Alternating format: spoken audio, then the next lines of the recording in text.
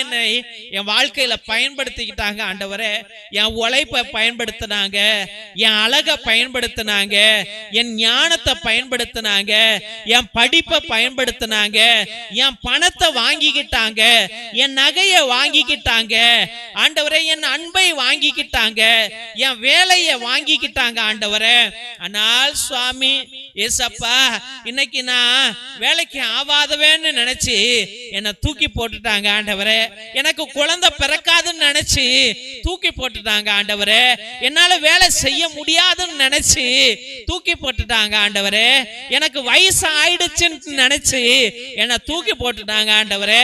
என் சொத்தெல்லாம் எழுதிக்கிட்டு என்னை தூக்கி போட்டுட்டாங்க ஆண்டவரே. ஏசப்பா, என் அண்ணன் தம்பிகளே என்னை தூக்கி போட்டாங்க ஆண்டவரே.